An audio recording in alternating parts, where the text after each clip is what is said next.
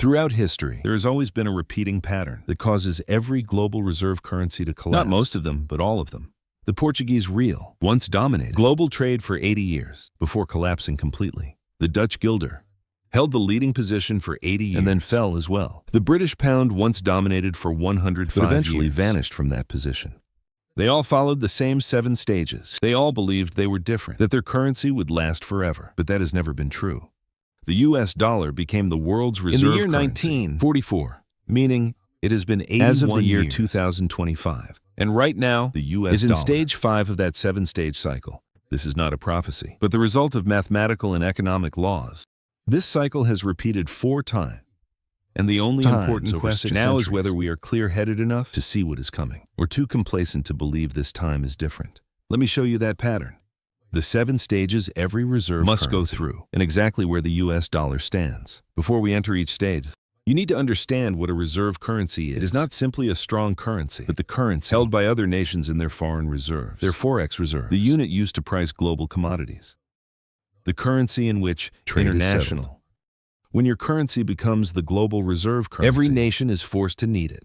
To buy oil, they must use your currency. To balance trade deficits, they must also use your currency. To hold safe assets, they must buy your bonds. This creates a massive advantage called the exorbitant privilege. You can print money and send it into the world in exchange for real goods, while other nations must produce goods to earn your currency. You can sustain trade deficits indefinitely because other nations need to accumulate your currency for reserves. You can borrow at lower interest rates because global demand for your bonds is structural, not optional. Becoming the global reserve currency is the ultimate economic weapon. This is why empires fight to obtain it, and why they decline when they lose it. Now I will lay out the 7 stages, and as we go through each stage, you will clearly see where we are in this cycle. Stage 1 is military dominance and control of trade routes. Every reserve currency in history began the same way, by possessing overwhelming military power that enabled control of key trade routes, not only military strength, but control over the roads through which global trade was forced to pass.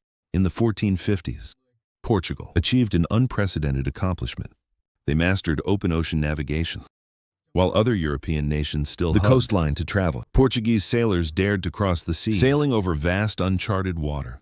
By the year 1488, they conquered the Cape of Good Hope, an achievement that opened the sea route to Asia, allowing them to bypass all land routes controlled by the Ottoman Empire, and they quickly militarized this advantage. Portuguese warships dominated the Indian Ocean, the South China Sea, and even the Atlantic. They established fortified trading posts at strategic choke points such as Malacca, Macau, and Mozambique. These were not just ports, but armed fortresses, from which Portuguese cannons control was allowed to trade, and under the terms they dictated. If you wanted to buy spices from the Moluccas, you were forced to work through Portugal. If you wanted to trade with India, you needed their approval. They charged fees, imposed taxes, and seized any ship. They tried to bypass the control system they had established. Their military dominance over these trade routes made the Portuguese real the most powerful currency. Merchants from Europe, Africa, and Asia all needed the real to trade in regions under Portuguese control. The cruzado thus became the currency of international trade, not because it was backed by gold or superior economic strength, but because behind it stood the power of Portuguese cannons. Entering the 1600s, the Dutch replicated the same model. The Dutch East India Company was not merely a trading company, but a genuine military force.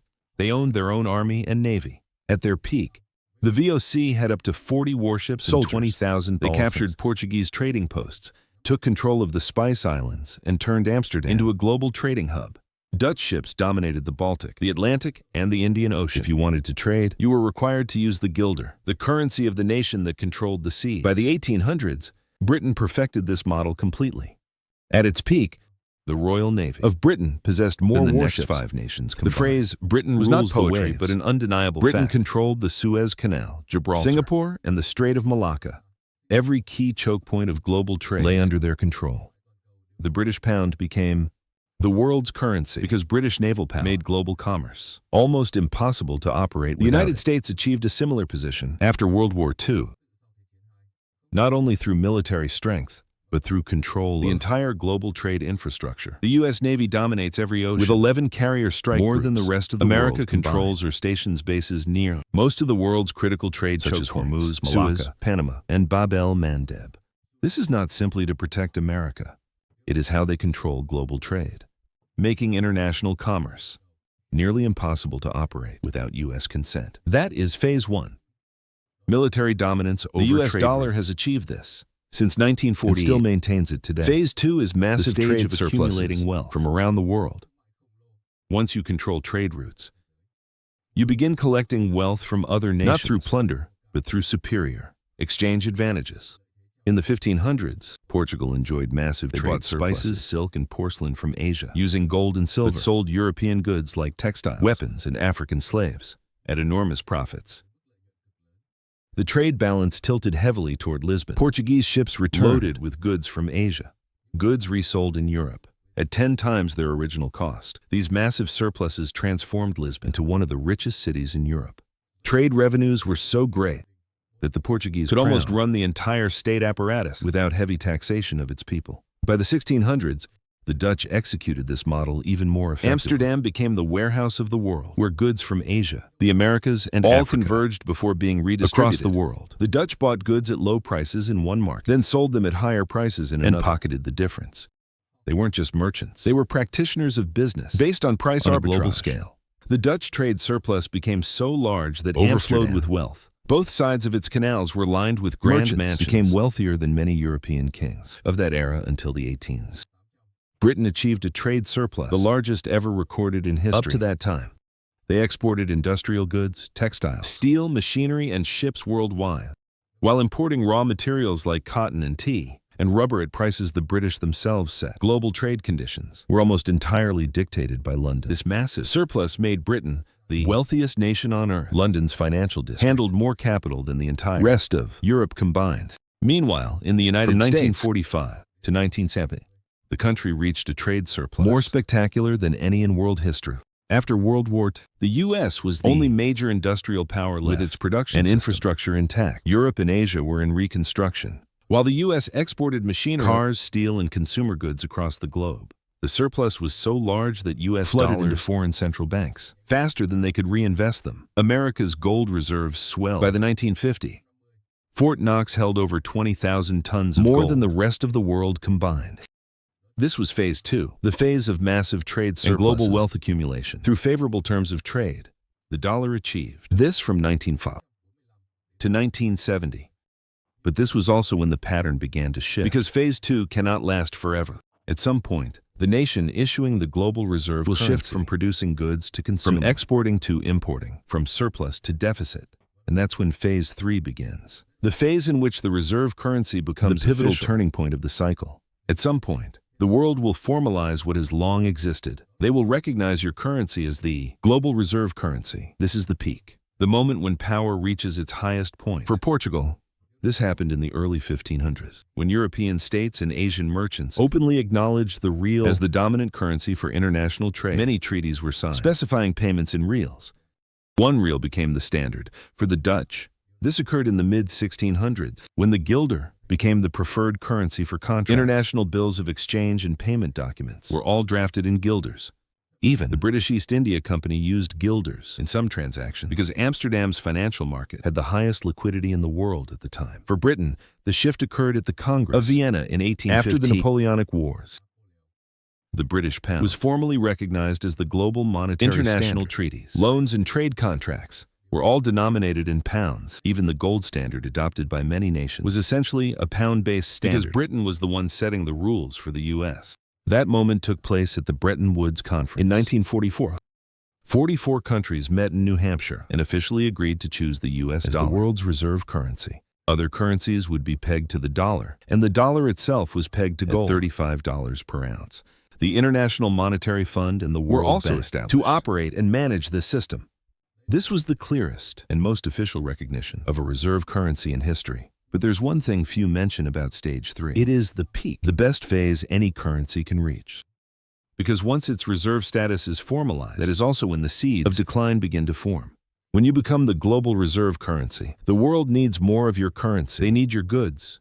And then you gradually stop producing goods and begin importing them instead. Trade surpluses turn into deficits, and eventually this becomes permanent. This is known as the Triffin paradox, named after economist Robert Triffin, who identified it in 1960. For the world to have enough dollars for reserves and for trade, The U.S. must accept trade deficits. America must continuously send dollars overseas. But maintaining unlimited deficits will erode the currency's value. You cannot be the world's reserve currency and maintain a strong trade balance at the same time. Mathematically, it's impossible.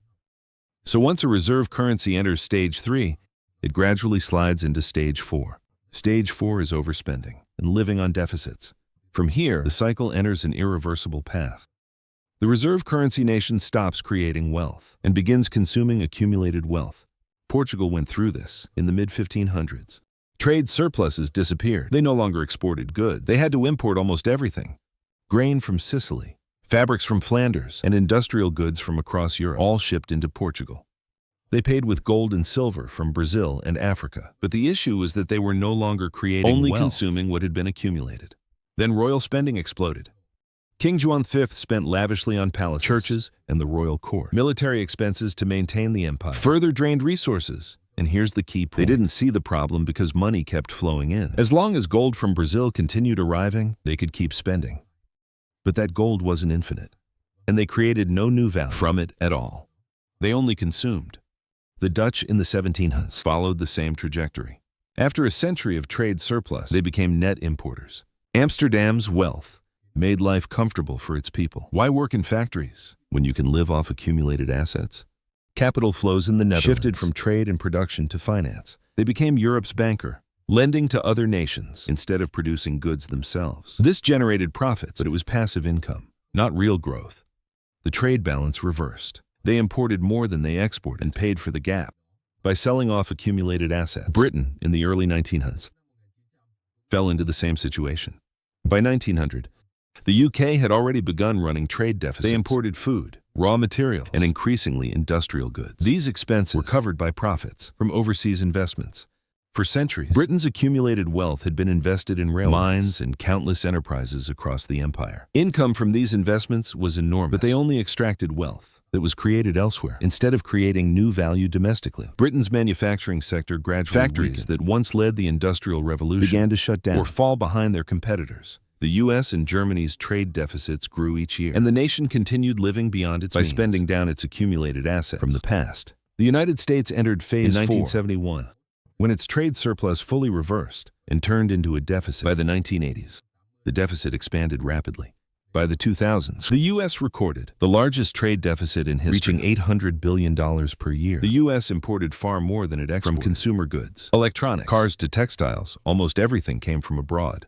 This was financed by exporting dollars, printing more money, and using that money to exchange for real goods. This model only worked because the dollar is the reserve currency. Other countries need dollars to store value and conduct trade, so they accept this currency. But this is a form of living beyond consuming more than one produces, and that is exactly the pattern that led to the collapse of every previous reserve currency. Phase 5 is the phase of currency devaluation, massive money printing, a desperate measure. When deficits become uncontrollable, when you can no longer borrow to spend, you are forced to devalue your currency. You print more money.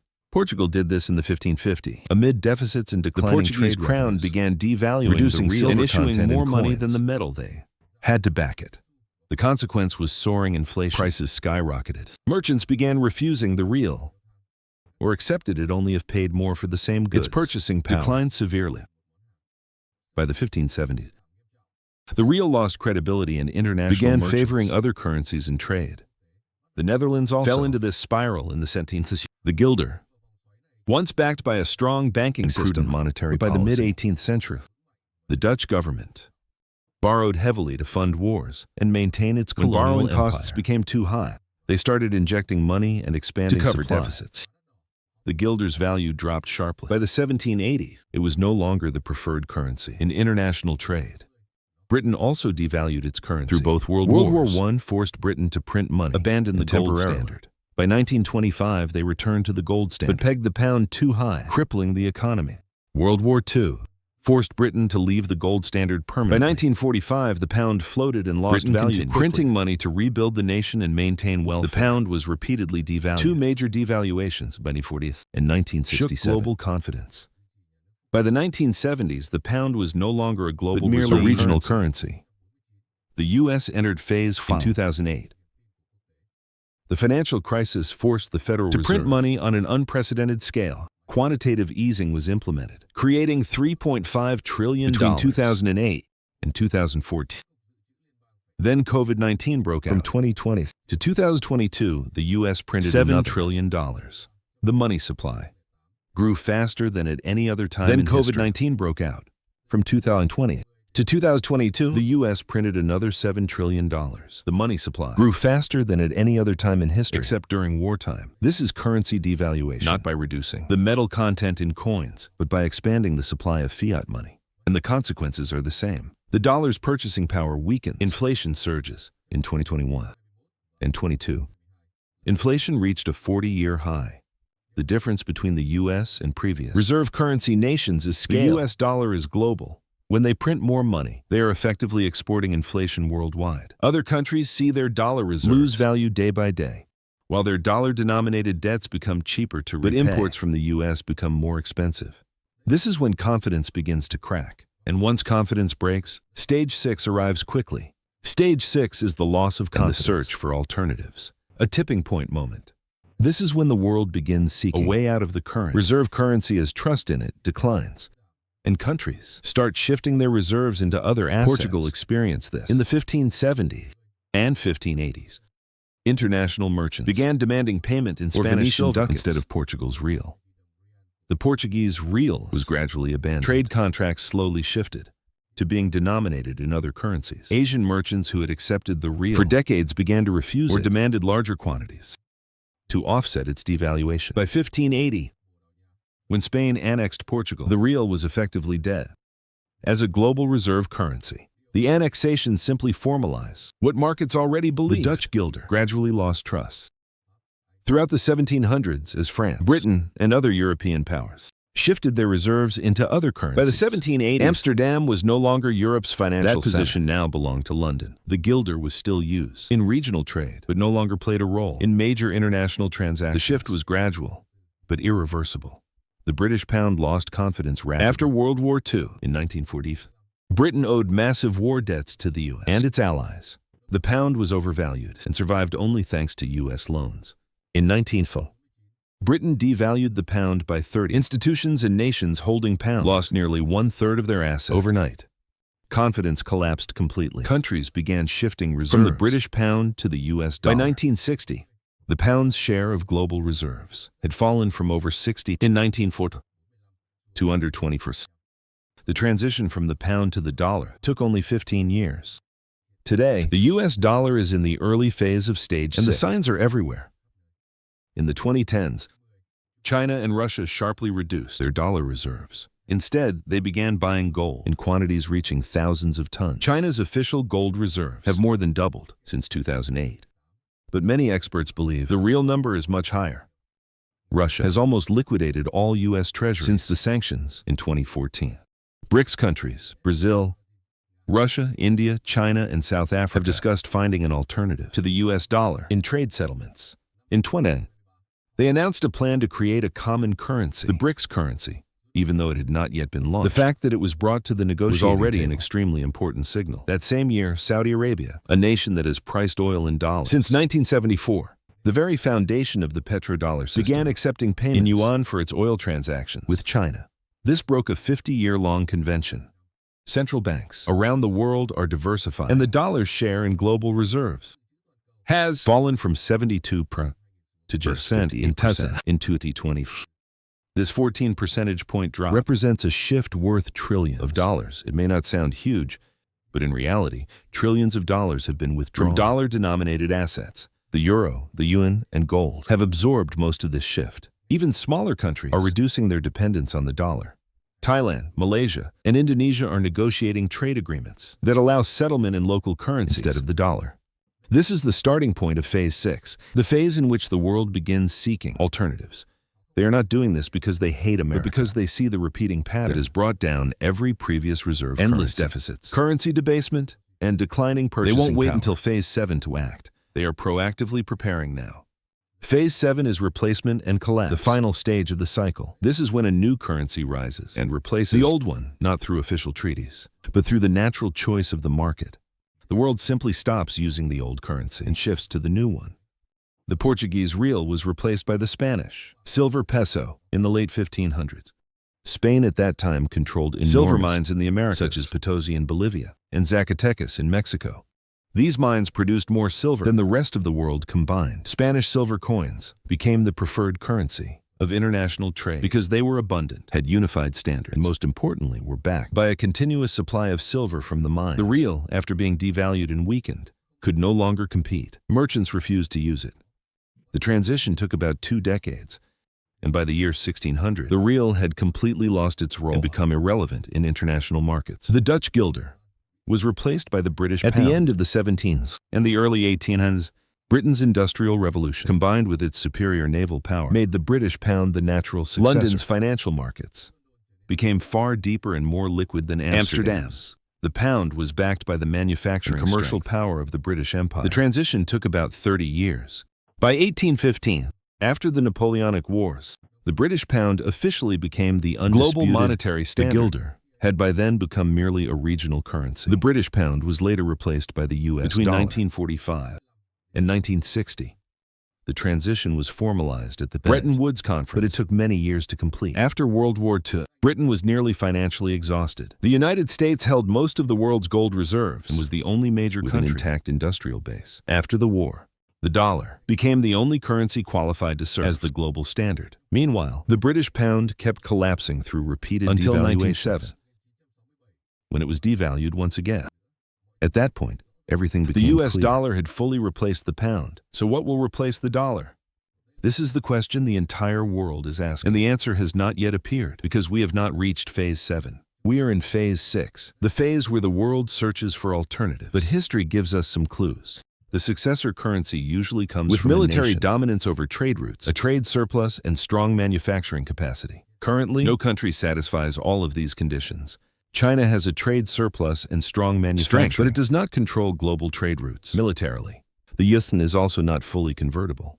China's capital controls prevent it from becoming a true reserve currency. In practice, you cannot become a global reserve currency if the world cannot freely move money into and out of your country. The euro is currently the second most reserve currency in the world, but Europe faces many structural problems: an aging population, no unified fiscal policy, and heavy dependence on external energy supplies. Germany has strong manufacturing, but Southern Europe does not. The entire system is fragmented. Meanwhile, gold is attracting increasing attention. Central banks are buying gold at the fastest pace since the 1980s. Gold cannot be printed and cannot be devalued, but it cannot scale to support trillions of dollars in global daily transactions. The total amount of gold is insufficient to back global trade. Some experts believe that the future replacement may not be a single currency, but a basket of currencies. Perhaps the IMF's special drawing basket of major currencies could become the new standard. A basket of major currencies will become the new standard. Or perhaps technology will enable the rise of a digital currency backed by commodities or algorithms. Those who firmly believe in Bitcoin argue that cryptocurrencies will replace fiat, but governments will not easily give up control of money to a decentralized system. The most likely scenario is a chaotic and turbulent transition far from smooth. A period of multipolar currency competition may emerge, where multiple regional currencies coexist. The U.S. dollar, it may continue to be used within the Americas, the euro within Europe, the yuan within Asia, and gold serving as a settlement tool between different trade blocks. This transition will not be smooth. It will be full of volatility, instability, and economic pain. But that is how every power transition occurs when there is no clear successor. Now, let's see why this matters to you personally. Why? Understanding this pattern is not merely academic, but a matter of survival. When a reserve currency collapses, the impact doesn't stop at the government level. It destroys the savings and assets of ordinary people. The collapse of Portugal in the late 1500s triggered an economic downturn across their entire empire. Merchants holding the Portuguese real saw their wealth evaporate. The collapse of the Dutch guilder in the 1700s devastated Amsterdam's middle class. Savings in guilders lost value, and guilder-denominated investments became worthless. Britain's decline after World War II pushed an entire generation into hardship. Britons holding pounds, government bonds, or pensions denominated in saw their purchasing power erode as the currency weakened. The weakening of the U.S. dollar is happening slowly, like a slow-motion film. Every dollar you hold buys less and less. Since 2020, the dollar has lost around 25% of its value due to inflation, wages, and retirement accounts denominated in dollars now buy about 25% less than before. When we say the US dollar has lost 20% of its value, we're talking about its domestic purchasing power, meaning Americans can buy fewer goods with the same amount of money. But for Vietnamese people, the dollar seems to be rising, because the Vietnamese dong is losing value even faster. And this is only the beginning of Phase 6, if historical patterns repeat and the dollar follows the path of previous reserve currencies. Then, the next decade will see a faster decline, higher inflation, deeper loss of purchasing power, and more countries continuing to de-dollarize. And when Phase 7 arrives, when a replacement currency emerges, a collapse or monetary crisis will follow. The dollar may lose up to 15% of its value within just a few months. This happened to the British pound in 1940, and it could happen to the US dollar as well. So what should you do? First, understand that holding all your assets in dollars is risky, not a safe haven. The dollar is gradually losing its reserve, and the rate of decline is accelerating. So diversify your assets. Don't rely entirely on the US dollar. This doesn't mean you must abandon it completely. The dollar, if you live in the US, you still need dollars for everyday spending. But don't let your entire wealth sit in this one currency. Hold assets that can preserve value, regardless of which currency is used, such as profitable businesses or basic commodities. These types of assets retain value no matter how the currency unit changes. Second, watch for the warning signals of Stage 6. Monitor central bank reserve data. If you see dollar reserves falling more rapidly, that's a sign the transition is accelerating. Pay attention to trade agreements. If major nations begin settling trade in other currencies, that is a clear signal. Watch gold prices. If gold spikes sharply, it means the world is moving away from fiat in general. Third, understand that this has nothing to do with politics. It doesn't matter whether you like or dislike U.S. policies. This is entirely a matter of mathematics, economic laws. These very laws collapse the real, the guilder, and the British pound. Every reserve currency goes through the same 7 stages. And the US dollar is in Stage 5, moving toward Stage 6. These laws don't care whether America is exceptional or not. They don't care about military power or economic size. They only care about deficits, debt, and the rate of currency debasement. And by those measures, America is following the script perfectly. Now let me show you something that may genuinely worry you. The timeline of all reserve currencies in history. Portugal's real held global reserve status for 80 years, from 1450 to 1530. The Dutch guilder also lasted 80 years, from 1640 to 1720. The British pound endured for 100 years, from 1850 to 1920. Every reserve currency has existed for roughly 80 to 110 years. The US dollar achieved global reserve status in 1940. That means 81 years have passed. We are sitting exactly at the average lifespan and simultaneously showing all late cycle massive symptoms, deficits, currency debasement, loss of trust, and a global search for alternatives. This pattern leads to the next question. What happens next?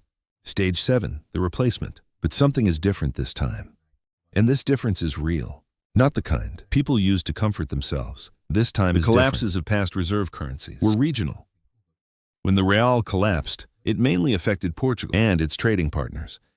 When the guilder collapsed, the impact was centered on Amsterdam and Northern Europe. When the pound collapsed, the consequences spread across Britain and the Commonwealth. But if the dollar collapses, the impact will be global, because the dollar is embedded in every economy, every central bank, every trade transaction, and every commodity.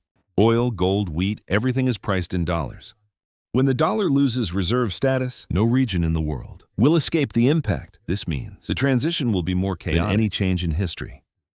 There is no clear candidate ready to replace the enormous scale of dollar-denominated debt worldwide. Just in bonds alone, over $70 trillion collapse would trigger defaults across every continent. Emerging markets that borrowed in dollars won't be able to repay. Corporations that issued dollar bonds will face bankruptcy risks. Even developed countries holding dollar reserves will also witness their central bank's balance sheets plunging. The level of risk in this system far exceeds what happened in 1949, when the British pound collapsed, or in 1780, when the guilder declined.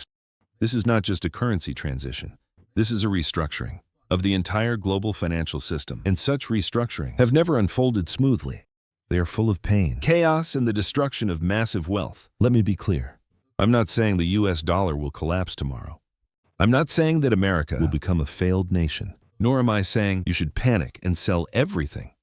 What I want to emphasize is that this pattern truly exists. 7 stages. 4 clear historical examples. The US dollar is in Stage 5. Entering Stage 6, the timeline shows we may have about 10 to 20 years before entering Stage 7, possibly less if the transition accelerates, or longer if the US can break this pattern. But to break the pattern, The U.S. must do what no reserve currency has ever done before. It must reverse its deficits, stop printing money, and rebuild production capacity. These are not just policy choices. They are politically near impossible decisions because they require short-term sacrifice for long-term stability. Exchanged. The timeline is crystal clear. Every reserve currency lasts about 80 to 110 years, and the U.S. dollar is now in its 81st year, showing all the signs of late-cycle decline. Massive deficits and continuous money weakening trust, and nations rapidly seeking alternatives. What makes this cycle different is scale. When past reserve currencies collapsed, the damage was mostly regional. But the dollar sits at the center of global trade, global debt, and global pricing systems. This means a dollar crisis would not only shake a single region, it would trigger a restructuring of global finance. Over $70 trillion in USD-denominated debt would be instantly repriced in a collapse scenario, pushing emerging markets into default and forcing many heavily indebted corporations and damage the reserves of central banks around the world. Because there is currently no currency capable of fully replacing the dollar. This does not mean the dollar will collapse tomorrow, but rather that the cycle is unfolding exactly as history shows. Phase 5 has passed, Phase 6 is beginning, and Phase 7 is no longer a hypothesis. It has appeared as a destination on the timeline. Unless the U.S. reverses its deficit, stops printing money, and rebuilds its production that democracies rarely choose, because they require extremely painful short-term sacrifice. And so the cycle continues, and those who understand it are not panicking. They are preparing. They are gradually reducing dependence on assets denominated in dollars and moving into real assets that create value and are resilient. Assets that can withstand monetary transition phases instead of collapsing. Along with the currency, this is not speculation. This is the mathematical cycle that ended 4 reserve currencies in history. It always works the same, slowly, then accelerating, ignored, then undeniable. And by the time the world clearly realizes the transition has long been completed. If this video helps you see the pattern behind global currencies and visualize what may come next, like the video. Subscribe to Knowledge Station so more people can understand the shift that is happening right now.